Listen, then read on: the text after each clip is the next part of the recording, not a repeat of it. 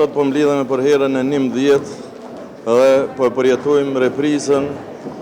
e përsëritur të lëvizjes vetëvendosje, e cila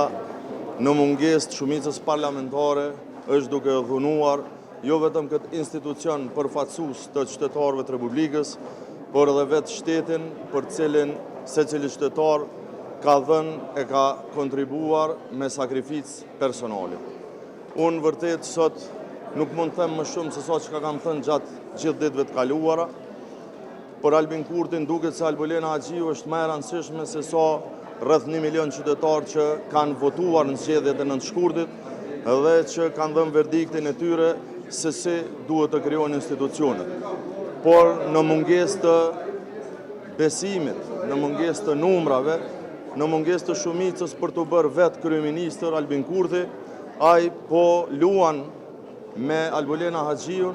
duke mbajtur atë si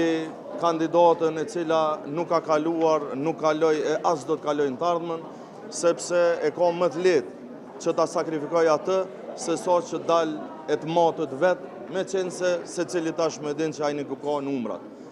Por një gjë duhet ta kuptojë edhe Albin Kurti. Nuk mundet me mbajt peng me zër shtetin, e ka mbajtur mjaftueshëm gjatë tashmë, nëse vërtet dëshiron që të kemi rrugdalje,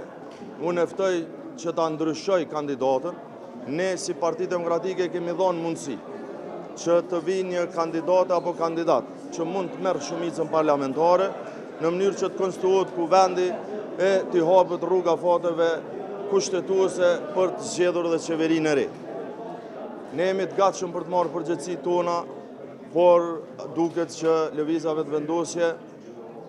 duke mos dashur me pranu humbjen që kanë pësu në zgjedhjet e kaluara, sepse kërkesa tyre ka qenë referendumi normalisht që ka dështuar, po vazhdon ta mbaj vendin peng. Përgjegjësia është e tyre, atyre ju takon që të bëjnë hapin e parë, ata po e përsëritin të njëjtën, por një gjë le ta kenë qartë që kur nuk të pëlqen e nuk pajtohesh me të vërtetën e me realitetin, nuk mundesh me ndryshu atë, por duhesh me ndryshu vetveten.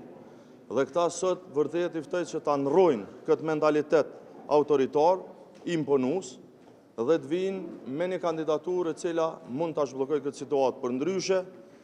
mund vim edhe 111 herë tjera.